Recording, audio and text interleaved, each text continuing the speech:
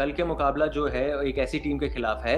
एक तरफ है मुंबई इंडियंस जो उस टॉप 3 में बने हुए हैं, लेकिन दूसरी ओर एक ऐसी टीम है जो मैथमेटिकली कह रहे हैं कि चेन्नई अभी भी क्वालिफाई कर सकती है, लेकिन बहुत मुश्किल लग रहा है। मैच नंबर 41 शारजाह में चेन्नई वर्सेस मुंबई। वीरू भाई, एमएस धोनी ने चेन्नई के आखिरी मुकाबले के बाद ये बोला था कि अब हम यंगस्टर्स को चांस देंगे, लेकिन एक वहां पे सीनियर भी हैं, तजुर्बेदार senior Imran Tahir. You suppose अब उनको मौका तो मिलना चाहिए प्लेइंग 11 में। देखिए ज़रूर मिलना चाहिए, और मेरे ख्याल से अब जितने बाहर बैठे हुए यंगस्टर उनको खिला देना चाहिए। लेकिन टूर्नामेंट जब शुरू हुआ था ना, तो एमएस धोनी एक बात कर रहे थे कि प्रोसेस, हम लोग सिर्फ प्रोसेस पे ध्यान दे रहे हैं। आधे टूर्नामेंट आते आते उन्होंने क्या कहा कि हमारी इंटेंट नहीं है, तो प्रोसेस से चले गए इंटेंट पे। और जो विराट कोहली थे, जो हमेशा इंटेंट की बात करते थे ना, वो आधे टूर्नामेंट के बाद बोलने लगे हम प्रोसेस पे ध्यान दे रहे हैं। तो जीत और हार कैसे आपकी स्टेटमेंट माइंडसेट को बदलती है, चाहे वो एमएस धोनी हो चाहे वो विराट कोहली हो, ये इस टूर्नामेंट में हमने देख लिया। ऐसा नहीं है कि वो भी कूल कैप्टन है, हारते हैं तो वो भी कुछ ना कुछ गलत काम करते हैं, वो भी कुछ ना कुछ ऊपर नीचे करते हैं अपनी टीम के साथ, जिसका असर दिखता है।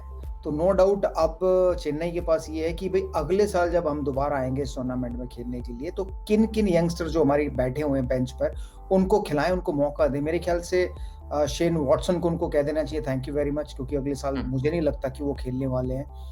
फैफ डु प्लेसी को भी ब्रेक दे देना चाहिए कि उनकी जगह और दूसरे प्लेयर को आप ट्राई कर सकते हो, ताकि इस टीम में जो बेंच पर बैठे यंगस्टर वो अगले साल रहेंगे या नहीं रहेंगे, उन्हें रखे या ना रखे, कि 3-4 मैच बहुत मिलेंगे उन्हें अपने आप को प्रूव करने के लिए कि हाँ भी अगले साल भी हम लोग चेन्नई का पार्ट हो सकते हैं।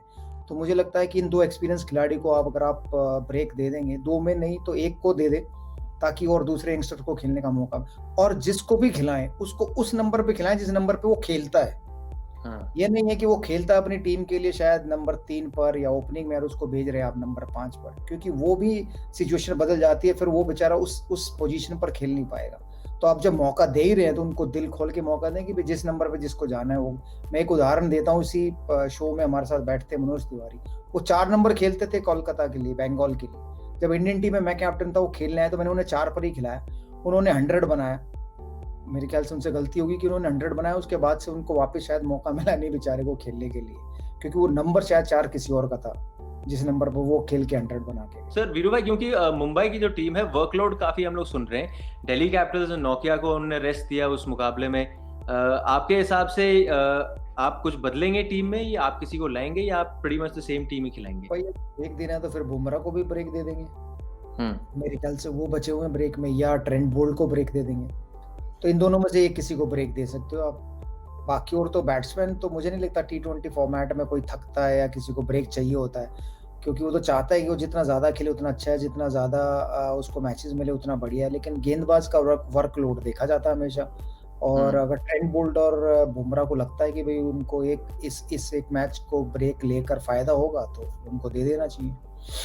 अच्छा सर, आपको पॉइंट्स टेबल दिखा देता हूँ, क्योंकि अभी Mumbai is still fighting for top 2।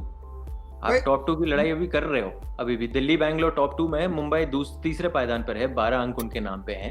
तो टॉप 2 में जाओगे तो आपको डबल मौका मिलेगा प्लेऑफ में फिर। इसमें कोई डाउट नहीं। आई थिंक जो चैंपियन टीम्स हैं वो अगर टॉप 2 के लिए एम नहीं कर रही तो फिर मुश्किल है, यू नो मुश्किल बातें हैं। एम तो जरूर कर रही होगी, लेकिन ऑल अलोंग आपको वो टॉप 2 में जब पहुंचेंगे उसके लिए तैयारी भी करनी है। हार्दिक पांड्या को भी थोड़ा बैटिंग टाइम दे दो सर। आई थिंक अगर जो बेन स्टोक्स जैसा वर्ल्ड ऑलराउंडर है उसको कोई टीम 7-8 दे रही है, तो हार्दिक पांड्या भी ऑलराउंडर है, उसको भी थोड़ा बैटिंग टाइम मेरे हिसाब से चाहिए। बस मुंबई की टीम के लिए सोचूं ना, और आगे जाने के लिए कि नॉकआउट के लिए, तो आपको वो बैटिंग टाइम अब कैसे आप करोगे एडजस्ट, वो माइंडसेट पता होगा कि भाई सूर्य कुमार यादव का ऑफ हो जाएगा, या जो लेफ्टी है ईशान किशन। अब ये मुझे पता नहीं कि वो लोग डिस्टर्ब हो सकते हैं कि नहीं, उनका माइंड मुझे नहीं पता, लेकिन ये पता है कि हार्दिक पांड्या को थोड़ा सा टाइम की जरूरत है, एक पारी चाहिए, लंबी पारी, ताकि वो जो टाइम आए ना जब नॉकआउट शुरू हो, तब फिर वो पूरे तैयार नजर आए। तो वीरू भाई, आखिरी सवाल, एनी एज चेन्नई की तरफ की बहुत मुश्किल यहाँ पे? शर्म तो नहीं आई सवाल पूछते हुए? बिल्कुल भी नहीं आई पंडित जी। कि एज किसकी तरफ। वीरू अपना कहा पंडित जी, पूछ रहे अरे पंडित जी, आधे घंटे से आप सुन रहे हो, हम कोई कह रहा है कि यार किसी को मत खिलाओ, कोई कह रहा है कि कोई चांस नहीं बचा है, फिर आप पूछ रहे हो एज किसकी तरफ। सर, ये क्लोजिंग क्वेश्चन है सर। अरे वैसे ही काम कर रहा है जैसे वो कर रहे हैं कि 7वां ओवर ये करेगा 8वां कंपलसरी थोड़ी है, ये तो स्टार पे थोड़ी है। यहाँ पे तो ये क्रिकबज़ है, यहाँ पे तो चर्चा होती है, तेरा जो दिल करे वो पूछ। ठीक है सर, तो मैं तो उसके भी कान में प्रोड्यूसर बोलता रहता है। सर ये प्रोड्यूसर के लिए कभी कंप्लेंट नहीं कर सकते, ये कह दूंगा कि यहाँ से बढ़िया प्रोड्यूसर कभी देखे ही नहीं है मैंने। ये बात तो आपकी बिल्कुल सही है सर। तो अब तो एज पूछ नहीं रहे, क्योंकि मुंबई ने एज टेकन सब कुछ कर दिया अपने हित में। यहाँ पे हम बढ़ रहे हैं आगे। आप my11circle.com पर जाइए, अपनी टीम बनाइए, ऐप को डाउनलोड करिए, उसके बाद चुनिए अपना मैच और फिर बनाइए अपनी टीम, और दोस्त मिलेगा आपको मौका करोड़पति बनने का एंड जुड़ने का हमारे हॉल ऑफ फेम में। हर हफ्ते आप में से एक को चुना जाएगा एज द करोड़पति।